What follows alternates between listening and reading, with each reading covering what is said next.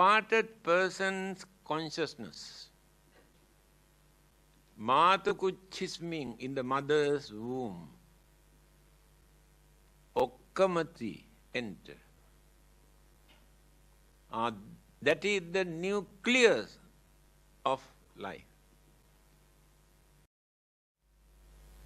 Later, all the other cosmic energies, elements, combined together, build up this life and this body. Started from the mind.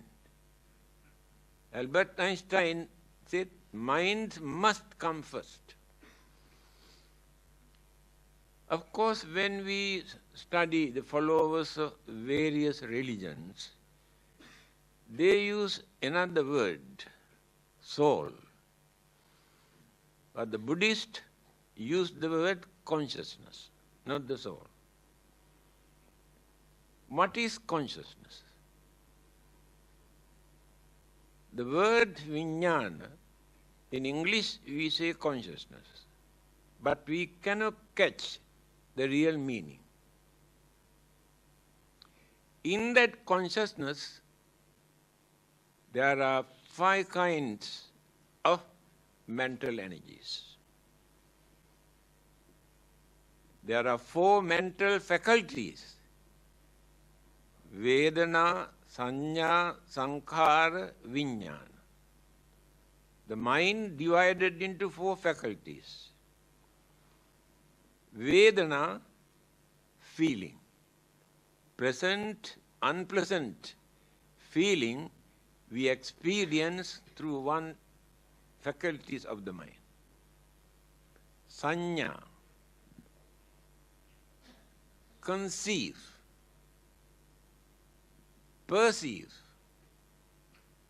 recognize, identification take place in the second faculty of the mind. Third one, sankhara. Very difficult to find out correct English word for that. We say mental concomitant, mental formation, but cannot catch the real word, meaning what the Buddha wanted to tell us. Modern scientist, psychologist says, we think our knowledge about the human mind is very advanced. But when we compare our knowledge about the human mind with the psychology that existed 2,500 years ago, we feel we are still in infancy stage. Because there are many things still they could not understand the nature of the human mind. And this is one of them. Sankhara. We say mental formation. What is this mental formation?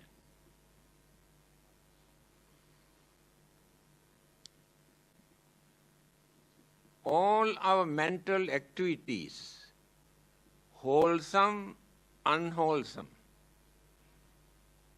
our habit, nature, character, behavior, attitude, way of life,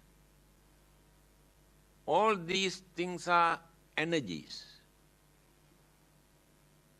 When all these things combine together, take as one mental faculty, sankhara. After gaining enlightenment under the Bodhi tree, certain words came out from the Buddha's mouth, although there was nobody to listen. He said few words. One line is, Visankhara gatang chittam. Chitta means mind. Now in my mind, there are no sankhara, No mental formation of accumulations of all those things just now I mentioned. Mind is free after gaining enlightenment. Now, we are the result of what we were. We will be the result of what we are. Even children also can understand this language. We are not referring to any religion. This is the nature of the mind. Here we are using our character, our behavior, our attitude, our way of life, our way of thinking, by using the same attitude that we maintained during the last existence. That is why by nature, by birth, each and every person has his or her own character. Assume in one family there are 5, 6 children. Same parent, same environment, same education, no differences. But when you study, one person is very intelligent, another one is very stupid. One is criminal-minded, another one is religious-minded. One is very generous, the other one is very stingy. Then who has given this attitude, mental attitude? Do you think given by the God or given by the parents? No. That is their own. That is how we continue our attitude. We continue life after life. Wholesome, unwholesome attitudes.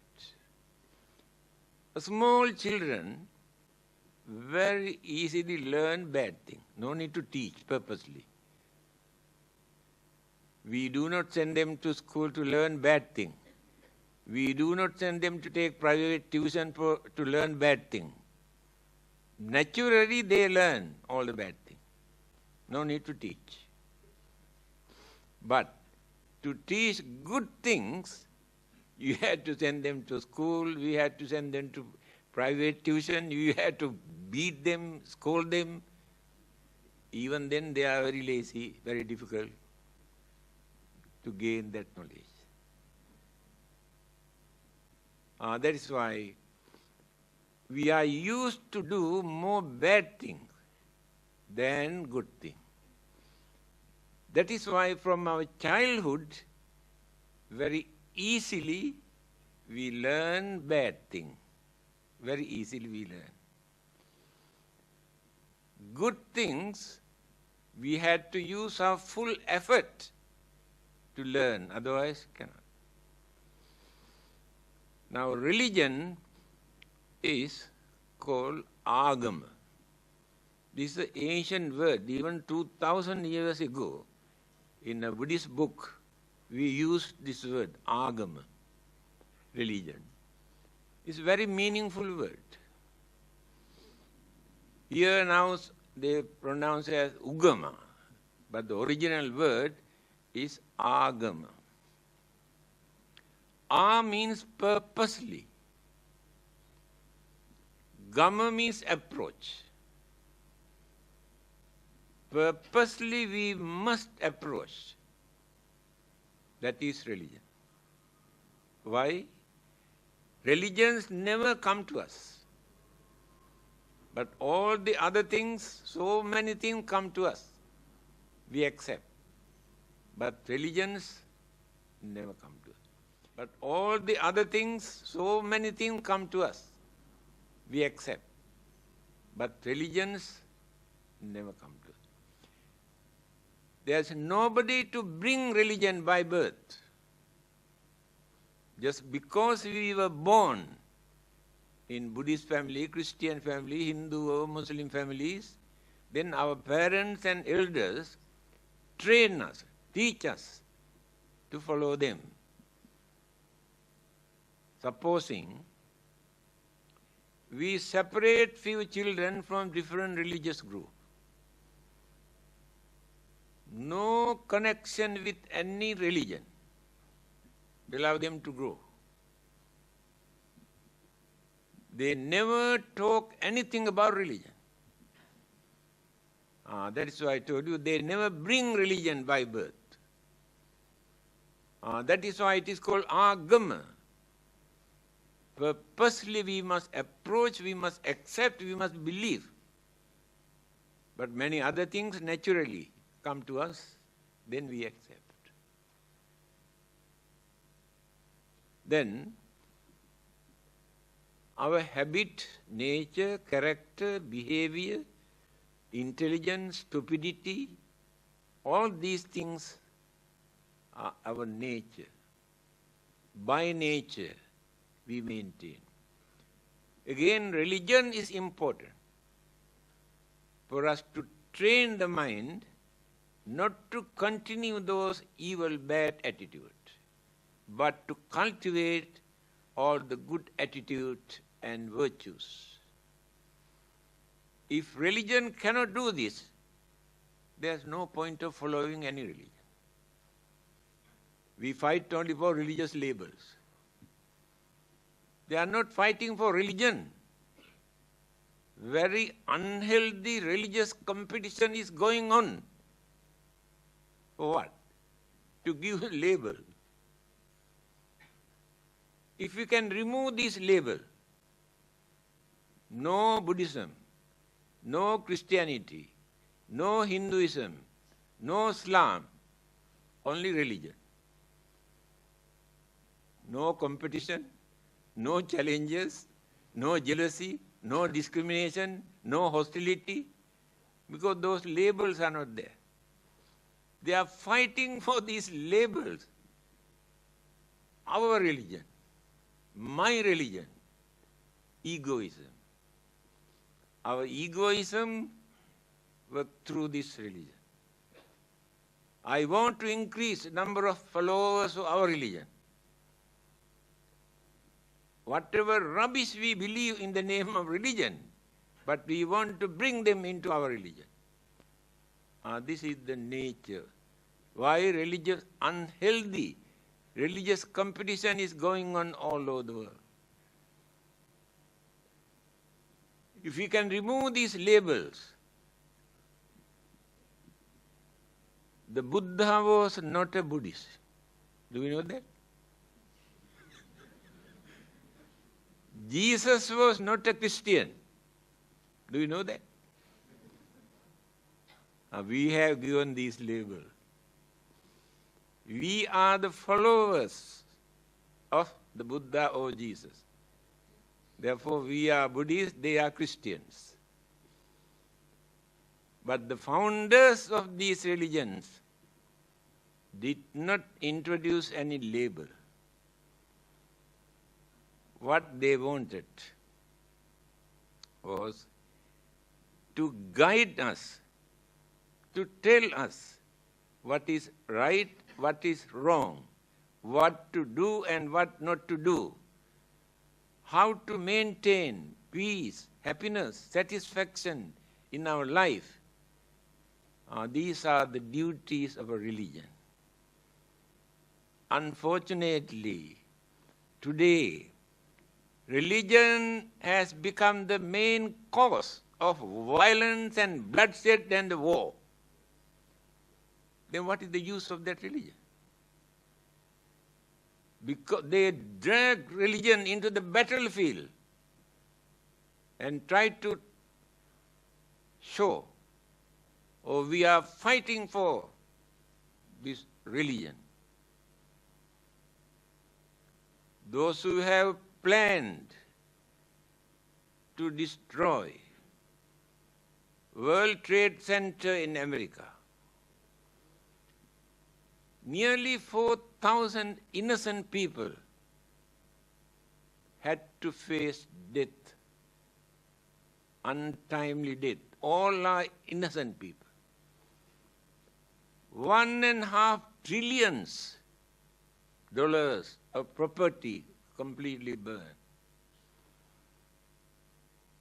Having done that, organizers say, well done. Very well done. God bless them. That is why the day I told you, now heaven has no place, fully packed. The more you destroy the followers of other religion, the more easily you can go to heaven. This is religion. What a pity. How our human mind, our greed, our jealousy, our selfishness polluted the purity of religion. There is no religion in this world that which encourages for people to create this kind of cruelty for innocent people to suffer. So today we are using religion for that. This is the nature of the human mind. Religion is to train and tame and culture the human mind. But human mind polluted religion, misusing, abusing name of religion. The most unreliable persons, living beings in this world are the human beings. We can trust animals, other living beings, because we know their nature, their character, their way of life. But we cannot understand the nature of human being because of that human mind. To train this human mind, different religious teachers have introduced, taught different methods. Many people started to worship and pray and do some recite something. While doing this, they tried to guard their mind. Somebody asked whether the God has any time to sleep. Because he has created everything, whole world, must keep an eye on what they are doing. He has no time to sleep. But some people say, yeah, there is. When people pray, at that time God gets the chance to sleep. Why? God knows at that time they don't do any bad thing, any harm to anyone. God can trust them while they are praying. So in that sense, it is useful.